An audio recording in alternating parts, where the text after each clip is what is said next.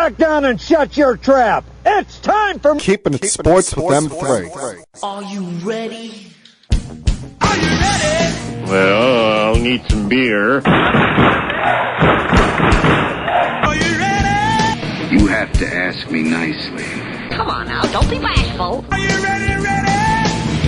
Are you ready for Place for the best sports talk and news surrounding each league. I can prove it with my usual flawless logic. Hey, man, this time we'll do it my way. What's your name again? And now, here's your host, M3, Mike Rosansky.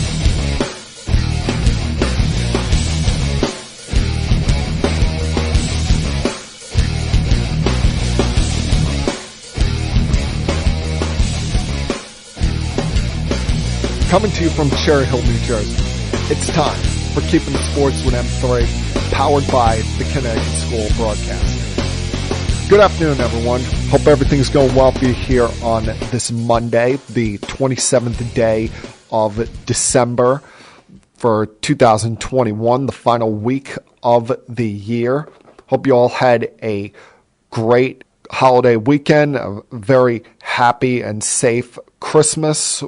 We're able to, put some smiles, put some bright cheers on the people, the faces of those that you care about during this crazy time.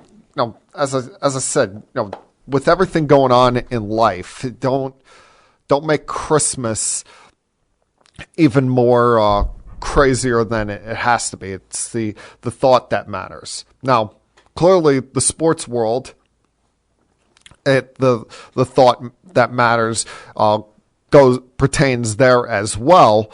When you take into account that we get the NBA and the NFL on Christmas every year now. The NFL has decided to no longer just take the L to the NBA on Christmas Day. But the tradition for Christmas has always been and will always be getting NBA basketball on Christmas Day. And we had quite the entertaining, what's the word you would use for? Like what's bigger than quadruple? That we had the quite the 5-pack, should we say, of NBA action on Christmas Day. Both of our local teams, the Knicks and the Nets, playing. Also, traditional teams, historic teams like the Boston Celtics and the LA Lakers, and the defending champion Milwaukee Bucks, who finally got Giannis Antetokounmpo back after a 5-game absence from dealing with COVID-19. And listen, it looked like Giannis hadn't really missed a beat. It looked like it was what you would normally truly expect from the Greek Freak on Saturday afternoon. A fairly easy performance for him. And, that part of the problem I looked at when it came to this game for the Celtics is, them, like every other team in the league. I think there's all of about 2 teams that don't have a player currently on the COVID list, the Suns and, one other. But the Boston Celtics had to play with only 8 available players on Saturday afternoon. 4 played at least 37 minutes. Meanwhile, the Bucks were rotating guys in and out. And while Boston got off to a hot start, they were up by as many as 20 at one point in the first half. I thought they just got worn down based on the lack of rotation, based on the fact that they had to play some guys that normally would not be out there. Meanwhile, you had, others for the Bucks step up in big moments. Well, the stats don't look great. Bobby Portis and Wesley Matthews came up with big 3-pointers late in the game that helped lead the comeback, helped eventually get the Bucks a lead that they would never look back on. And it's just unfortunately, like everything in the sports world, it's a battle of nutrition. It's a battle of who's the healthiest at the right time. And the Bucks, outside of having Brooke Lopez out with back surgery, have pretty much all of their pieces, all of their main parts available to their disposal, and eventually were able to wait out the Celtics and come back with the victory. Now putting them in a spot where they are just, and I know it's early, we're anywhere between 31 and 35 games each team has played so far, but they're 2 games back of Brooklyn for the number 1 spot in the Eastern Conference when it comes to the playoff standings. And, that's going to become important when it comes to the Nets if this whole Kyrie Irving thing continues and that they decide to bring him back once he clears protocol. I'm still holding out hope that they just decide to give him the middle finger and tell him to get lost, due to the fact that they are getting people back and starting to get closer to a healthier lineup. And they finally got Harden back for the first time in 2 weeks on Saturday, and he comes out with a kind of a virtuoso Harden performance with 36 points in a triple-double, playing 39 minutes against the Lakers. And looking at that game, it was, to me, the Lakers not taking advantage of a beaten up Brooklyn Nets team. Because you look at the Nets, there were times over the last couple weeks, they've had all of about 8 players available to them. They had, prior to that game, they had 3 games postponed because they weren't able to meet the league minimum of number of players you have to have available for you to suit up for a game. And for the Lakers, I know they're dealing with their own issues, but the Nets were running out there, quite frankly, half a G League roster. And for the Lakers to be trailing by 23 at one point in this game, looking like it was going to be an easy blowout for the Nets, only to have to hold on for their dear lives because the Lakers managed a rally in the fourth quarter, was kind of shameful for the Lakers. They're without Anthony Davis, dealing with an injury. They're without Dwight Howard, lacking some real size on that team, considering DeAndre Jordan has the mobility of a stool these days, and you don't want to play LeBron too much at the 5 in a small lineup.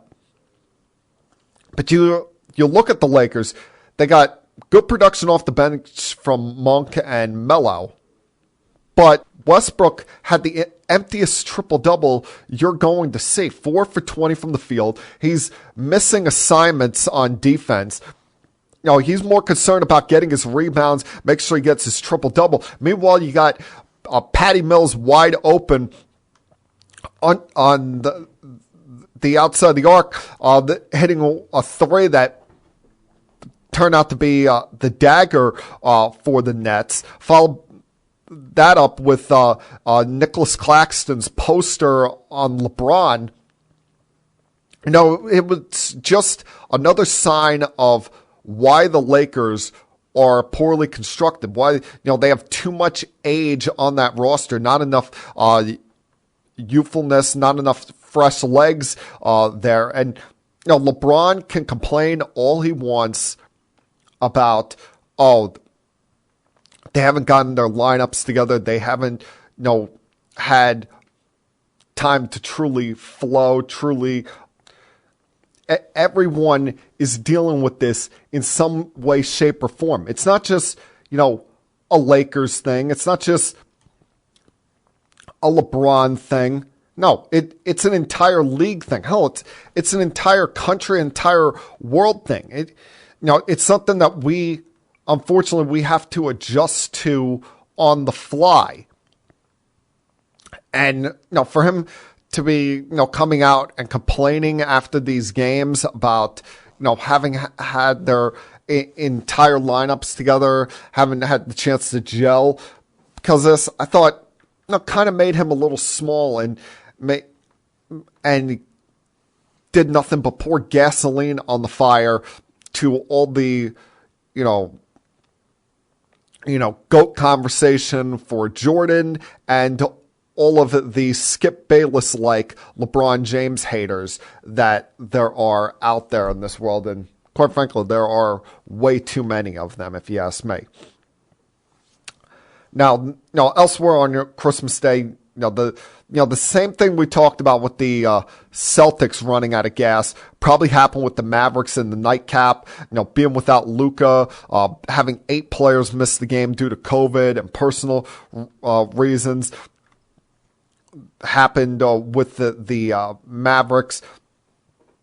You also saw that the Warriors were able to adjust on the fly in the later stages of Saturday evening. They got 33 from Curry against the Suns, but as we talk about, you got to get performances from the others. And with Wiggins out, with Iguodala out, still waiting on Klay Thompson and Wiseman to show up this season, you got Otto Porter to have 19 off the bench. Now, it doesn't hurt too much to get this in a game where Devin Booker had an off shooting night. But my big issue with the Suns on Saturday was the performance of DeAndre Ayton. Because you had a very favorable matchup going up against Looney, who's a nice, serviceable big man, but not someone that should be putting in that work against you. That's a matchup that DeAndre Ayton should thrive on. That's a matchup that DeAndre Ayton should dominate. And the fact that he's getting out-rebounded by this guy and only gives the Suns 18 points against a Warriors team that their biggest guy out there was all of 6'9", I thought was kind of shameful. But you look at the Warriors; they have the best record in the Western Conference. They would be the 1 seed today if the playoffs began. They're 15-3 against the Western Conference and have been unbeatable at home. And like we said, we're still, 9 to 10 days out from the debut of Klay Thompson. It's going to take some time for him to wear off the rust, but can you imagine how dangerous this team is going to be when Klay Thompson returns? Going to be unbelievable. And of course, we got to talk about the Knicks, their game to start off the day, where they got a little bit of help, or a lot of help, should we say, going up against a Hawks team that was without Trae Young. I mean, the Hawks have been kind of off to kind of a disappointing start this season after last year's reaching the conference finals against the Bucks. And them, just like the Knicks, are below 500 and would miss out on the postseason if it started today. As far as the top 6 spots are concerned, the Hawks would have a play-in to be in the play-in scenario. But you had to figure that this was a spot that the Knicks should win and had to win without Trae Young. And watching this game,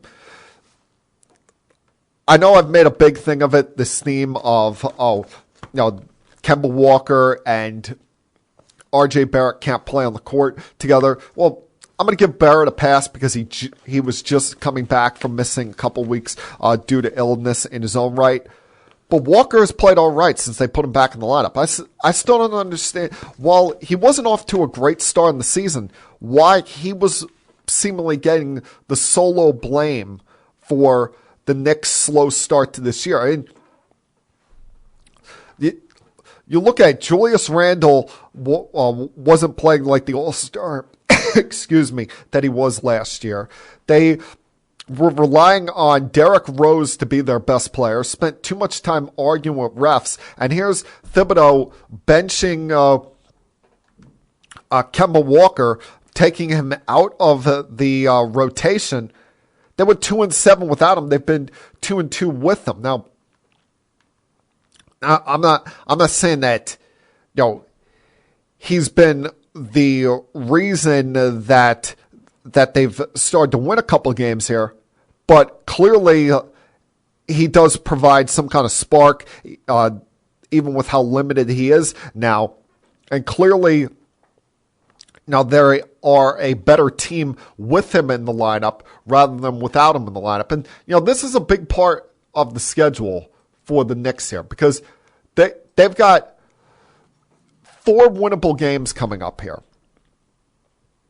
You look at tomorrow night against the T-Wolves, Wednesday night at the Pistons, Friday at the Thunder, and then on Sunday they go across the border and play the Raptors. 4 teams that would not be in the postseason if it started today. 4 teams, including the Pistons, who are off to a god-awful start this year. Can't get out of their own way at 5-27. The Knicks, being that they're a better road team than they are home, going 8-7 away from Madison Square Garden, go out there and win at least 3 of these 4 games. I mean, I don't think that's asking too much for them to win 3 of 4 and come back to the Garden next week at just a game below 500. Hell, you'd really be showing me something if you won all 4, but no, I'm going to be generous here and say win 3 of 4, because as we know, back-to-backs are difficult, and on any given night, a team could step up and play above their heads. But this is a spot for the Knicks to start getting their heads above water and getting back to where they should be. We said from the beginning that, they could improve and still fall in the standings, but you couldn't just fall off the face of the earth and miss the postseason this year. Even if you're a wild card team or playing team, whatever we're calling these, this scenario, they still have to make the playoffs this year. Otherwise, last year looked like a complete fluke. Got a lot left to get to for the next about 35, 40 minutes here. Give some thoughts on all that went down in Week 16 of the NFL, including the final Thursday night game of the season, the Christmas games, some teams that we should be concerned about, teams that locked up their playoff bids, as well as the one positive that the COVID-19 pandemic has provided on the sports world. So please sit back, relax, help put your feet up, and continue keeping it sports with M3. I'll be back.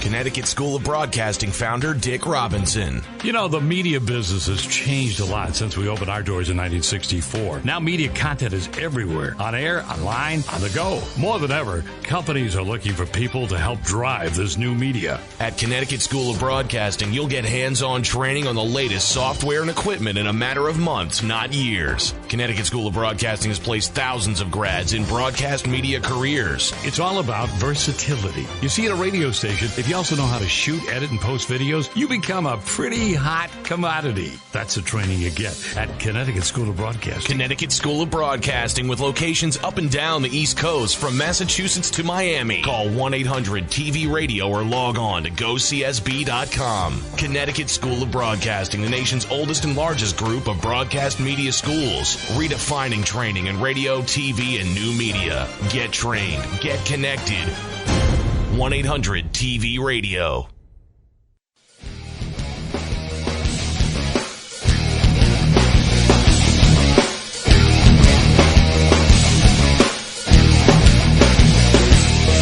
Once again, I hope you all had a great Christmas weekend.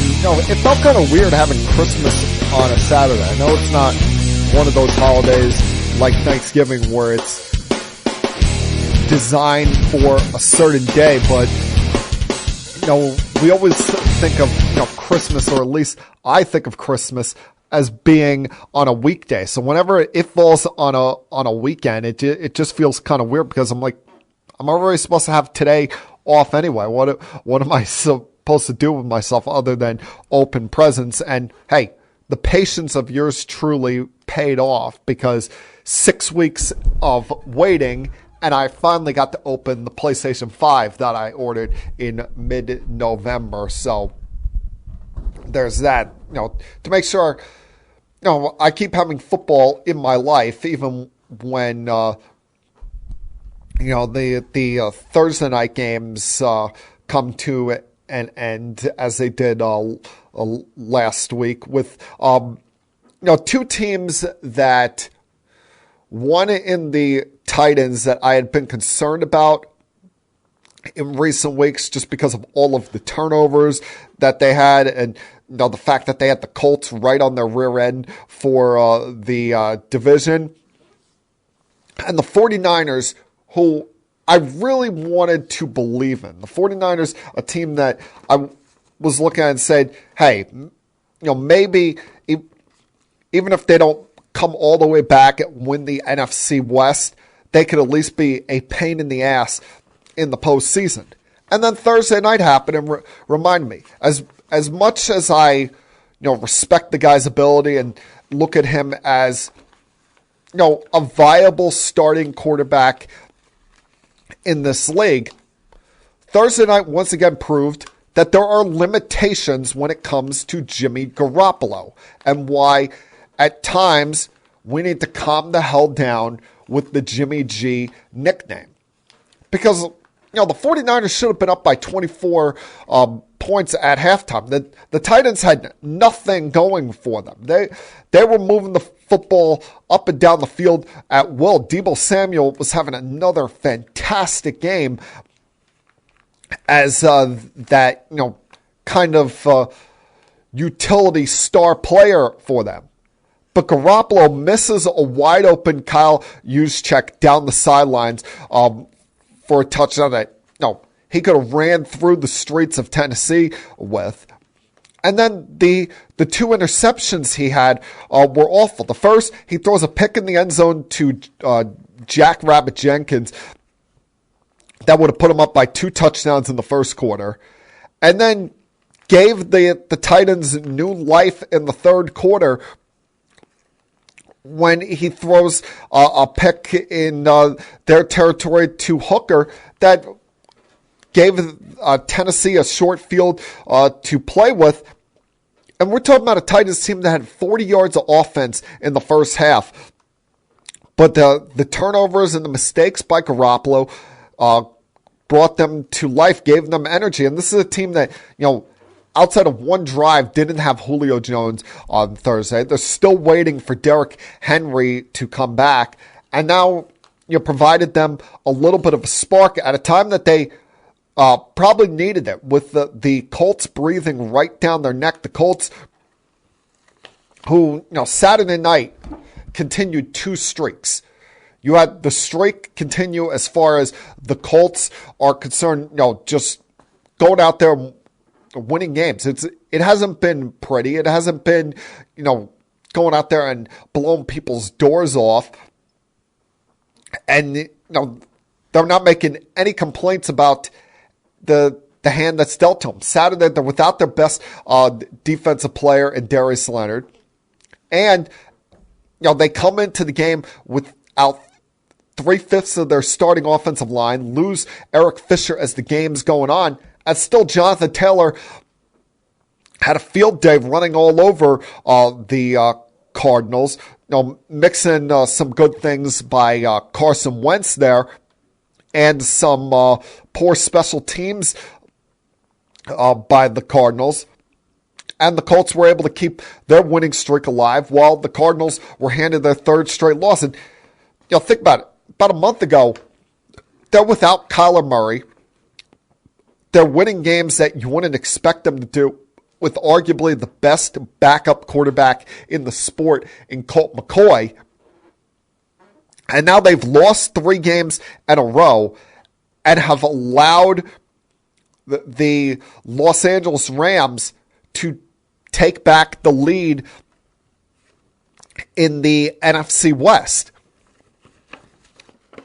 Now, the problem with the Rams, and the reason why I don't exactly trust them, don't believe in them in any way, shape, or form, is the inconsistencies of Matthew Stafford, who, he's a good starting quarterback. Hell, at times he's probably played like a Pro Bowl starting quarterback and been a guy that I've been a fan of when he was with Detroit. Thought that, you get a better coaching staff and a better run organization around him, you can win with him. But he has shown that there are faults in his game. Saturday being the biggest example. Why? You're playing a Vikings team that, they're one of those teams you talk about that they don't suck, but they're not exactly that good. Yet you never know what you're getting out of the Vikings on a given week. But he throws 3 interceptions against the Vikings, 2 to start on back-to-back drives to start the second half.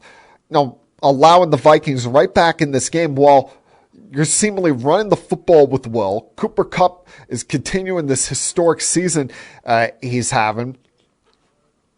I can't, even though they're right there in the mix for the 1 seed, I can't trust the Rams to truly be a relevant, viable Super Bowl contender with the inconsistencies that Matthew Stafford has, because he's not on the level of Brady. He's not on the level of Aaron Rodgers.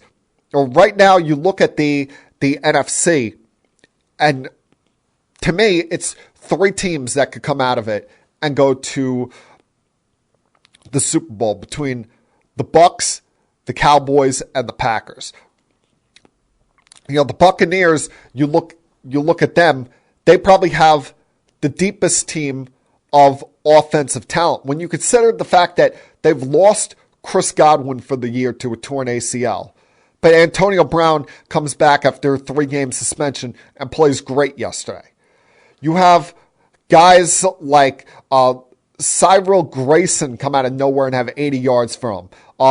Keyshawn Vaughn have 70 rushing yards and a touchdown when they were without Leonard Fournette. Now, it makes it easier when you have the greatest quarterback in the history of the sport, and you're going against a Carolina Panthers team that is in total disarray to have these kind of weapons come to life. But the Buccaneers are showing that they have a lot of different ways to beat you on offense. They have a tremendous pass rush, something that the Packers can't consistently say. But what the Packers can look at you and say is, hey, we've got arguably the MVP of the sport right now in Aaron Rodgers, who just set another franchise record on Saturday, passing Favre for the most passing touchdowns in the history of the Packers franchise. And you would have thought with how great Aaron Rodgers is that he would have passed this by now. But that once again shows us as much of a clown as he was the last couple of years of his career, how great Brett Favre was that it took Rodgers up until this point to set this record. It does make it a little bit easier when you have the best wide receiver in the sport in Devontae Adams as your teammate. But the Packers, right now, if the postseason began today, the NFC playoffs would run through Lambeau Field. Now, they had that last year, and we saw how it worked out against the Buccaneers.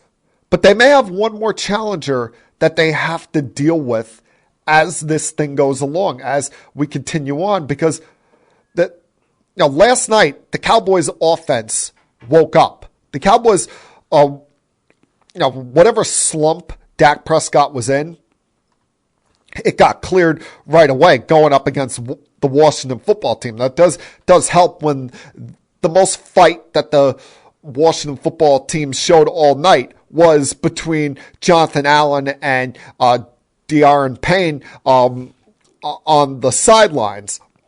As the Cowboys are putting up 500 yards of offense and scoring 42 points in the first half.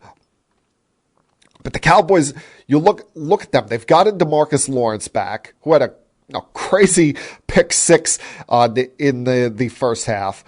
You still got Trayvon Diggs there, excuse me.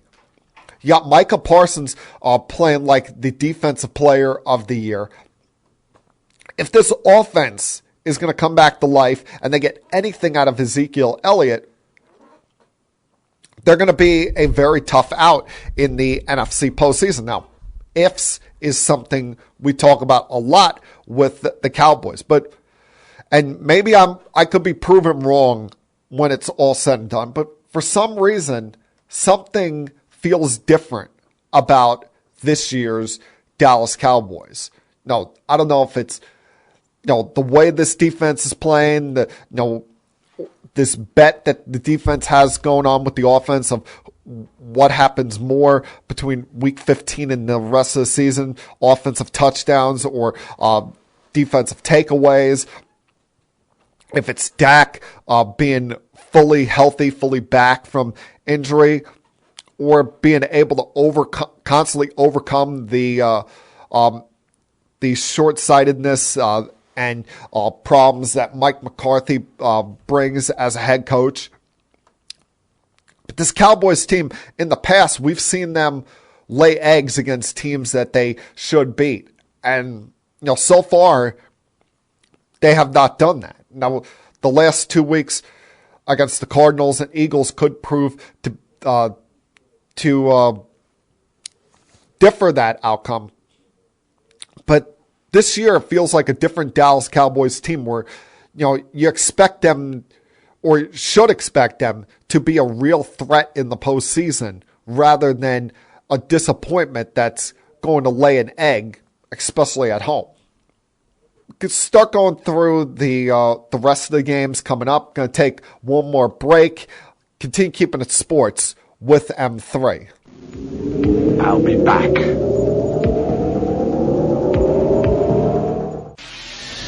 Connecticut School of Broadcasting founder Dick Robinson. The media business has changed a lot since we opened our doors in 1964. Now media content is everywhere. On air, online, on the go. More than ever, companies are looking for people to help drive this new media. At Connecticut School of Broadcasting, you'll get hands-on training on the latest software and equipment in a matter of months, not years. Connecticut School of Broadcasting has placed thousands of grads in broadcast media careers. It's all about versatility. You see, at a radio station, if you also know how to shoot, edit, and post videos, you become a pretty hot commodity. That's the training you get at Connecticut School of Broadcasting. Connecticut School of Broadcasting with locations up and down the East Coast from Massachusetts to Miami. Call 1-800-TV-RADIO or log on to GoCSB.com. Connecticut School of Broadcasting, the nation's oldest and largest group of broadcast media schools. Redefining training in radio, TV, and new media. Get trained. Get connected.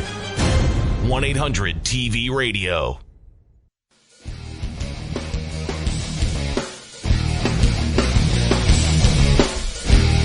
Quick reminder of the places that you can find this podcast on social media. On Twitter, it's at Keeping It Sports, as well as my personal Twitter account at mthrozansky. That's at mthreerozansky at mthrozansky. On Instagram, it's at keeping_it_sports_with_M3. And of course, there's the Facebook page, facebook.com/keepingitsports with M3. The three places that you'll find the podcast links at all times on social media. Now, I mentioned the Packers before as far as being one of the favorites in the NFC postseason. But they came away with a victory on Saturday night. And, their win was kind of the backstory. Rodgers breaking Favre's record, clinching the NFC North division title, which I don't think anyone ever had any doubts about. The real story, the real headline from that game came from the opposition, came from the loser, and that was the Cleveland Browns, and that was the continued questions about whether Baker Mayfield is truly the long-term future with this Cleveland Browns franchise. Because to say he was awful on Saturday night was an understatement. He threw his team out of the game. This was, the Browns were running the football at about a 9 yards per carry clip. They ran it right down the Packers' throat. Yet Mayfield, especially in the first half, threw the game away from them. Threw 3 interceptions in a span of 4 drives in the first half, all either at midfield or in Packers territory. All 3 resulted in touchdown drives for Green Bay and would put the bow on top of the gift with a second interception by Rasul Douglas on his final pass of the game with about 50 seconds to go, killing any chance of completing the comeback. And, you look at the defense, for the most part, played all right. Nick Chubb had a very good game, running for over 8 yards a carry in this game. Yet Mayfield blew it. And, this is, maybe they were still reeling off of playing on Tuesday, the heartbreak of losing to the Raiders on a last-second field goal. But, you look at this Browns squad right now, they had a golden opportunity in front of them to, make the postseason and potentially even win the AFC North. When you look at some of the issues that the other teams were going through, whether it be with the Baltimore Ravens, the fact that they've now lost 4 games in a row, go into Cincinnati and get smoked by Joe Burrow and the Bengals. With Burrow's record-setting performance, and that coming after Wink Martindale's unnecessary comments again about not ready to buy a gold jacket for Joe Burrow, saying that everyone should basically calm down with the Joe Burrow hype, if you want to call it that. Or the fact that the Pittsburgh Steelers have never seemingly gotten out of their own way. Them going to Kansas City and getting smoked by the Chiefs yesterday. The opportunity was right there in front of the Cleveland Browns to not just be a playoff team, but to win this division. And instead, Baker Mayfield has thrown that away. And he's not entirely at fault. Early in the season, they felt like a team in disarray with the fact that you have this piece there in Odell Beckham that didn't fit the team, and that was somewhat affecting them offensively, where you always felt like, oh, we got to force the issue and getting the ball to Odell, keep him happy, when really they should be leading with their ground attack and everything else should be complementary to go along with that defense. And now we're looking at them where, essentially they're playing for their season next Monday night against the Pittsburgh Steelers, where they lose, they're going to be done. They win, they're going to need a lot of things to go right, a lot of things to go in their favor to get them into the postseason. And this was a team that many people, including yours truly, thought that they were one of the top 4 contenders for not just the AFC Championship, but to come out of the AFC and represent them in the Super Bowl this coming year. Damn, were we ever wrong about that one? A team that is starting to look like a Super Bowl contender once again is the Buffalo Bills, who retook control of the AFC East yesterday. Now, they were without some pieces due to COVID, of course. But Josh Allen, after a couple of weeks ago, what was a disappointing performance against the Patriots in Buffalo, was able to rebound with a great game against the Patriots in Foxborough. And I love the aggressiveness of the Bills, the fact that, unlike where with the Chargers, you've seen them go for a lot of stupid 4th down attempts as of late. The Bills realizing that, we got to keep piling on points here. We can't, let the Patriots have any life. Can't let the Patriots have even a slither of hope, especially not with arguably the best head coach in the history of sports on the opposing sidelines. Every time the Patriots close this to within a 1-score gap in the second half, the Bills immediately had an answer. And it wasn't just all Allen to Diggs all day. Allen did a little bit of work on his own on the ground, smartly picking the right times to run with the football. But you had this guy, Isaiah McKenzie, come out of nowhere and have a breakout game in place of Cole Beasley. That, along with some of the bad breaks that went the Patriots' way. Mac Jones throws 2 interceptions that weren't necessarily his fault. Both of them were tipped, but killed any chances of rallies for the Patriots. And what turned out to be a game-deciding moment. You get to the 4th quarter, the Patriots have closed it within 26-21 at this point. But halfway through the quarter, and Buffalo's starting a drive, Josh Allen drops back and throws one right to J.C. Jackson. That would have been, I don't know if it would have been a pick 6, but was a very catchable interception that he just dropped that I'm sure J.C. Jackson is thinking about at practice today.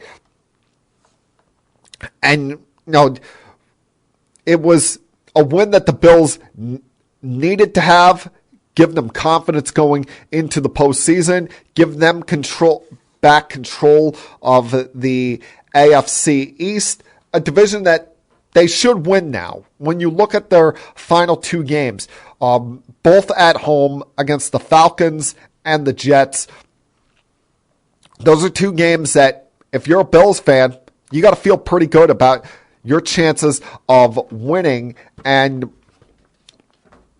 hosting a first-round playoff matchup. I mean, winning the number 1 seed in the AFC is out of the question at this point. You got 3 teams to jump over, and Kansas City just looks like men possessed right now, especially with getting a lot of their players healthy back on defense. And as long as they have, not just Mahomes, but Kelsey and Hill, they're going to be a damn near impossible feat for anybody to deal with in the AFC. But offensively at least, the Bills might be the most well-equipped team to deal with them. They've already gone up and beating the Chiefs once in Arrowhead this year. Who says they can't do it twice? Now, a couple of teams that I look at, when it comes to these postseason races in the AFC, and I kind of just scratch my head with, are the Raiders and the Chargers. The Raiders, I don't understand how the Raiders are still alive, because they feel like that cat with 9 lives, where every time you think that they're dead, they seemingly come back to life and give themselves a second lease on things. Yesterday they were very lucky that they were going up against the Denver Broncos team. Anyone else, and they have those 3 turnovers in the fashion that they did, especially on back-to-back drives in the second quarter, they're probably a dead man walking. But Drew Lock, who's clearly not an NFL caliber quarterback, was not able to get anything going against the Raiders. They were able to control the time of the clock enough with Josh Jacobs on the ground to keep themselves at least alive, at least in the mix for the 7th seed in the playoffs for another week. And that's really all they're playing for right now, because depending on the outcome of the Dolphins against the Saints tonight on Monday Night Football, you right now have 3 teams at 8-7. Somehow, somewhere, the Steelers are technically still alive at 7-7 and 1. You have the Patriots and Colts at 9-6. And those are your teams right now battling out for wild card spots. And the Colts and Patriots, remember, they're looking at bigger things here. They're saying, we don't want to just settle for wild cards. We want to be division winners. So, really, you've got the Ravens, Chargers, Raiders, and Dolphins, and I guess if you want to throw them in there, the Steelers, competing for one spot. You look at the Ravens, they're without Lamar Jackson right now, and John Harbaugh is seemingly making a Jim Harbaugh-like decision every week. The Raiders, every time you want to believe in them, they have something crazy off the field take place. The Steelers, who knows what you get out of them on a given week. The Dolphins have won 6 in a row, but it's been against less than impressive opposition. And then there's the Chargers. 2 weeks ago, I'm sitting here talking about how we're coming up on the game of the year where they could overtake Kansas City for the division lead. And since then, they blow a fourth quarter lead at home to those very Chiefs. And yesterday go to Houston and get their doors blown off by the Texans. Let's face it, that game in the second half was not as competitive as the final score says it was. Now Herbert is allowed a bad day every once in a while. The second interception the first interception was more of just bad luck. He was throwing a deep bomb and got picked off right before the end zone. The second one, it seemed like he threw it right to Thomas. But the Chargers, you look at them and you thought that, maybe they might be a dangerous out in the AFC postseason. As we sit here right now, they might not even make the playoffs, and that'd be a shame to not get Herbert on the historic pace that he's going on right now into the playoffs. Now, what works in their favor is the last couple of weeks of the season, it's all in-division matchups for them against the Broncos and Raiders, and hopefully for their sake, they can take care of business there. But, this is what you want in football. This is what you want in any sport. You want it coming down to the wire in these playoff races. You want it where you're looking in those final couple of weeks and there'd be still so much up for grabs. I mentioned what's going on in the AFC side as far as the wild card seedings and division races, where it's still just a one-game lead for Tennessee over the Colts in the South. The Bengals hold a one-game lead over the Ravens in the North. Buffalo and New England are essentially tied for the top, with Buffalo owning the tiebreaker. And then as many as 4, could be tonight 5 teams at 8 and 7, at least 8 and 7 in the mix for playoff races. So you still have all but 3 teams in the AFC still alive for the playoffs. And in the NFC, you still technically have 11, although I think we can write off Washington and Atlanta. You still have 4 teams competing for 2 spots. So it's going to create a lot of fun in these final 2 weeks, a lot of scoreboard watching, something that typically you only reserve for baseball season. Going to take one last break, come back on the other side, and close things up for this week in Keeping It Sports with M3. I'll be back.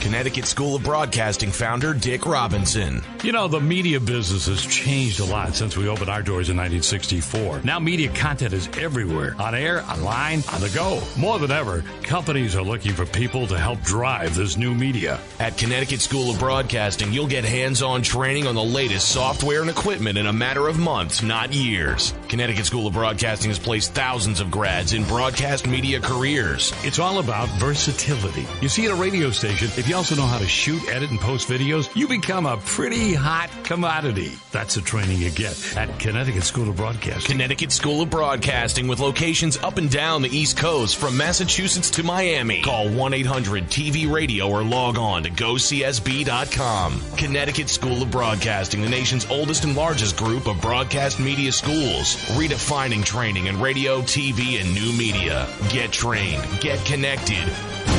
1-800-TV-RADIO.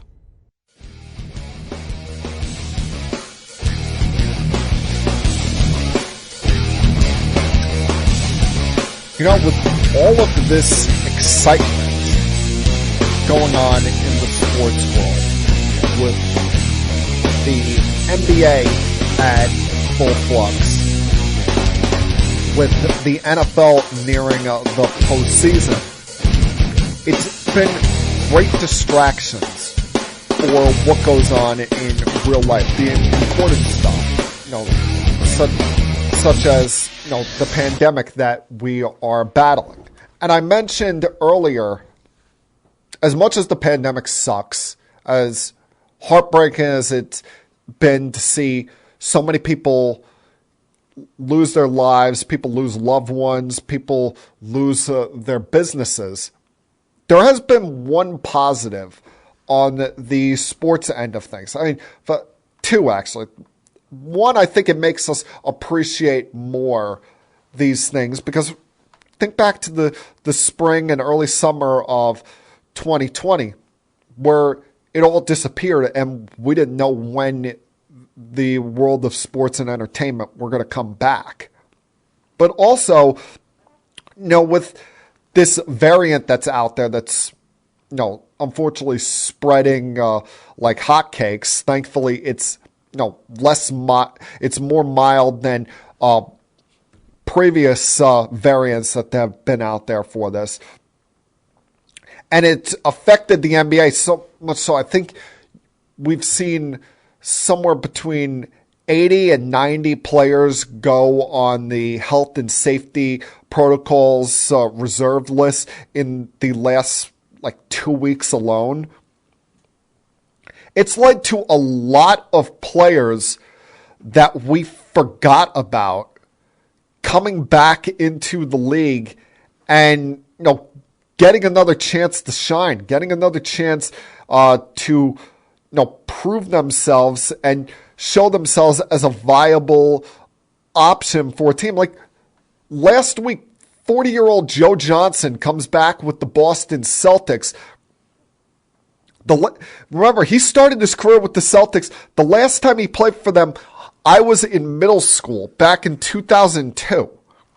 It has been, a long damn time. You've seen Isaiah Thomas make a comeback with the Lakers. You've seen, a lot of veteran players who we thought were, done and out of the league, be able to get a second chance at their career, so much so that it's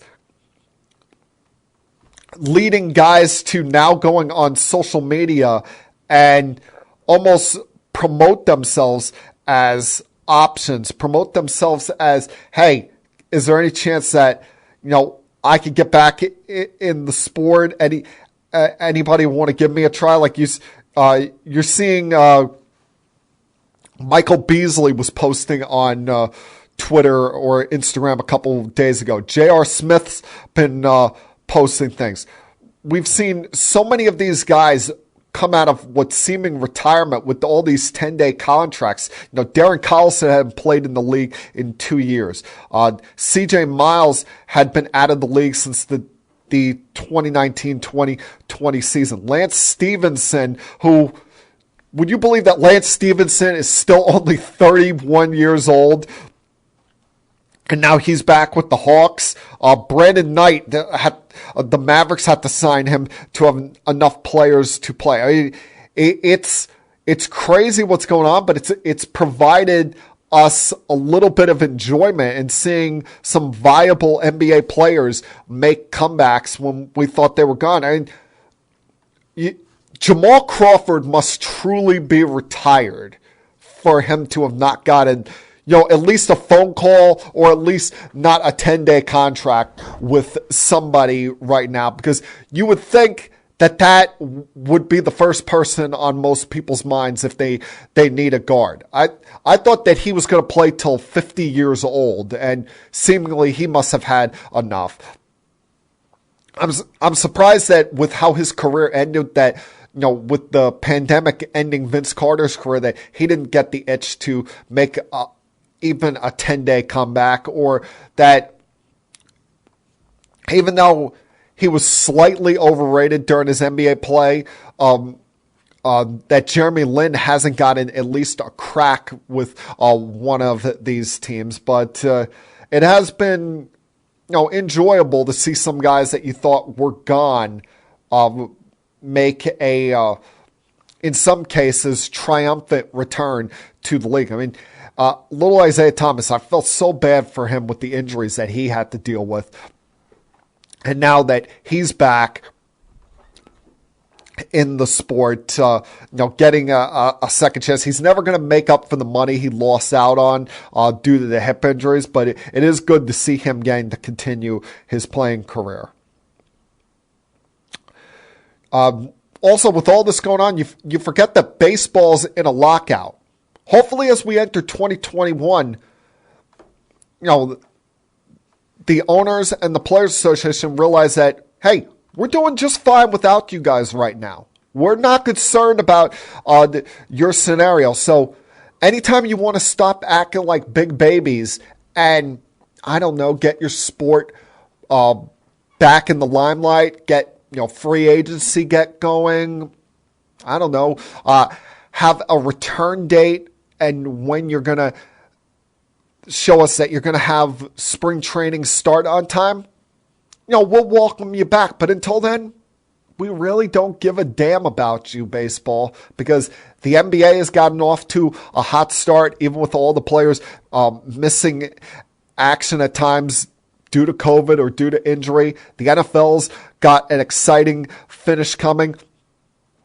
hell, college football, you've got the semifinals of the college football playoff coming up, starting this Friday, and hopefully, unlike what you've seen with a couple of these bowl games, the pandemic doesn't ravage either of these games, causing forfeits, because the last thing you would want to see is a champion declared due to forfeits, due to the fact that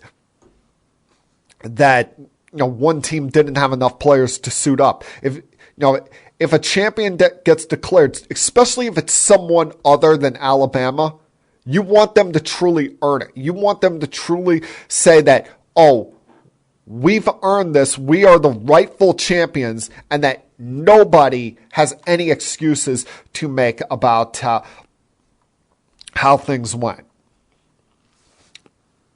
Now, because I like to torture myself, and they are the angst of my existence, and I'm a season ticket holder, I went to the Jets game yesterday.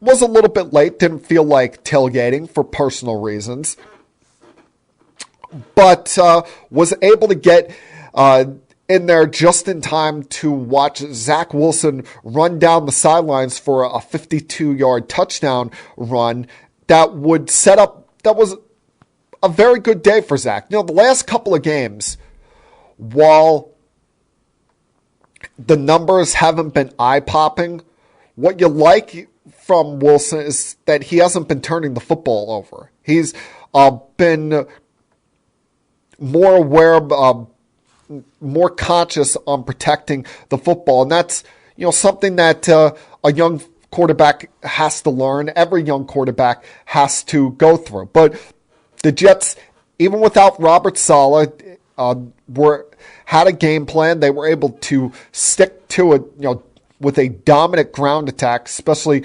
Michael Carter's first 100-yard rushing game of his career. And the fact that Braxton Berrios provided a little bit of energy with that kickoff return in the second quarter, were able to provide me with the probably last happy day that I'll have at MetLife Stadium until hopefully next year, because the remaining games are tough against the Buccaneers, and then going up to Buffalo to play the Bills. You wouldn't expect them to win either of those games, but you could not lose to a Jaguars team that had lost 7 in a row coming into this game. That is clearly trying to tank to get the number 1 overall pick once again. And while he wasn't involved in what's the clear tanking, Trevor Lawrence made some boneheaded decisions yesterday that I thought cost Jacksonville. With the Jets listening too much to the fans and going for it on seemingly every fourth down instead of kicking field goals, it kept things to a one-score game in the final couple of minutes. And Lawrence was able to drive the Jaguars down in a scenario that you thought they were going to get the go-ahead touchdown in the final couple seconds. But here's the problems that he made. A, running out of bounds on the 5-yard line at the end of that 26-yard run. It's one thing if you've got, Leonard Williams or, some big 300-pound defensive lineman running at you, or Leonard's older brother Quincy, who's had a good season for the Jets, coming at you, looking to run over you like a Mack truck. You've got a 5'10", 175-pound corner in Brandon Echols in your way. You're Trevor Lawrence. You weigh 50 pounds more than the guy, and you've got at least a 6-inch height advantage on him. Lower your shoulder and run his ass over instead of running out of bounds and avoiding contact. And then later in the drive, as the clock is running, you just get a completion to go down to the 1-yard line. The Jets' defense is in disarray, and you give them a chance by spiking the football, leaving yourself with a 4th down do-or-die play. I just thought was kind of, boneheaded by Lawrence there. He had a chance to win the game twice and kind of gave it right back to the Jets.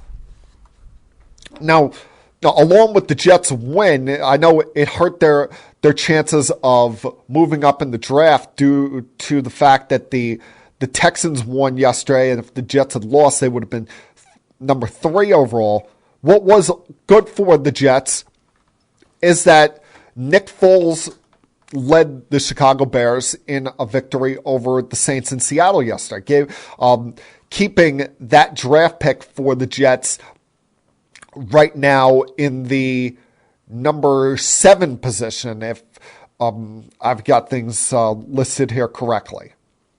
But it was a rare spot where you had the Jets and Giant fans going up against each other without either one of their teams being involved in the game.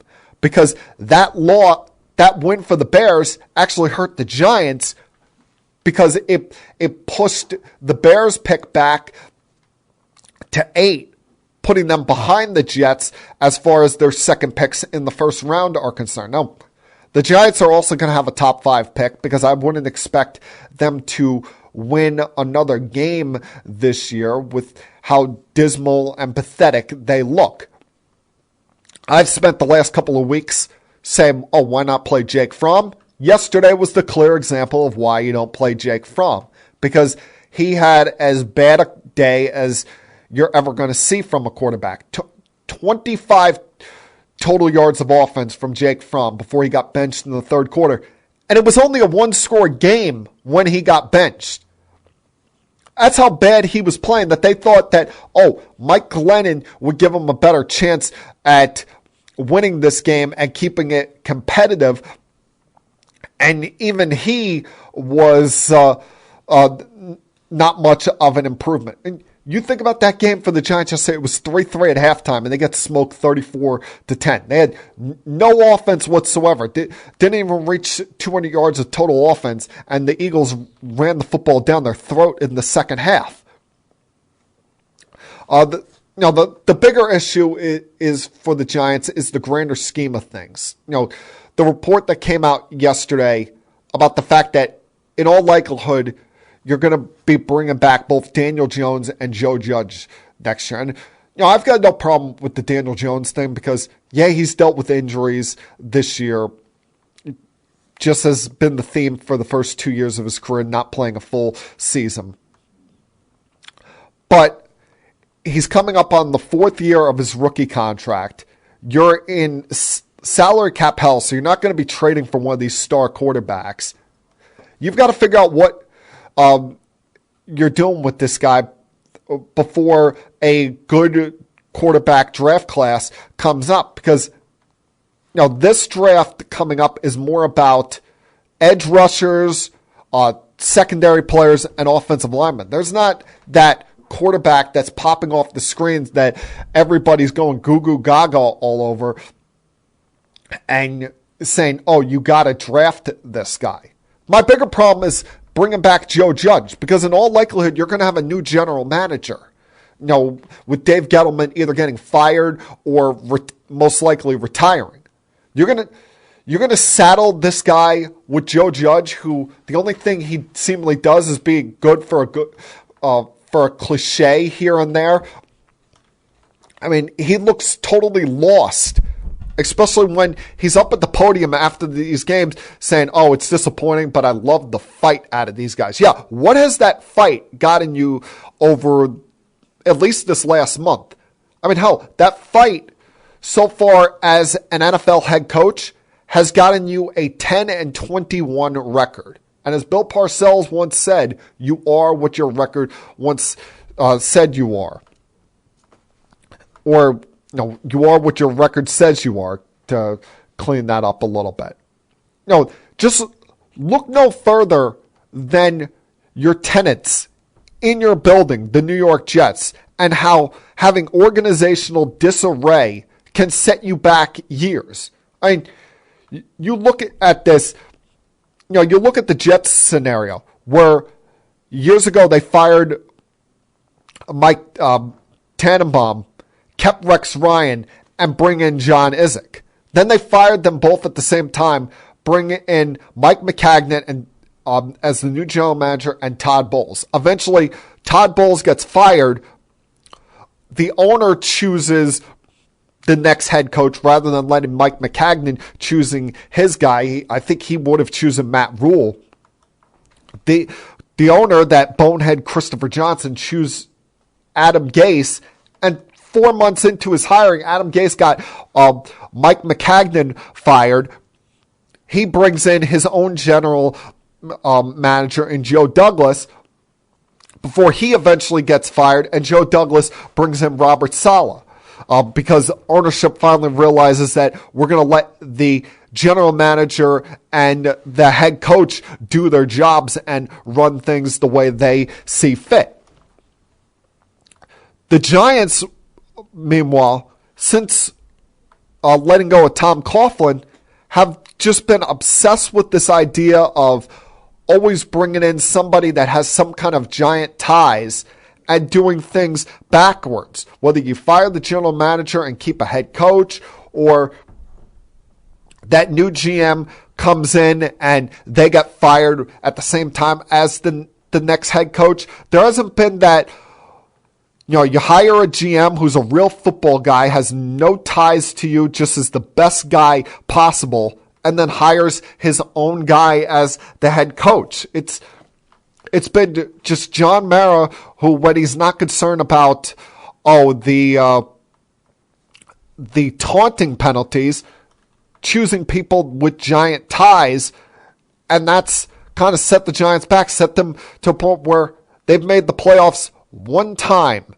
since winning their last Super Bowl.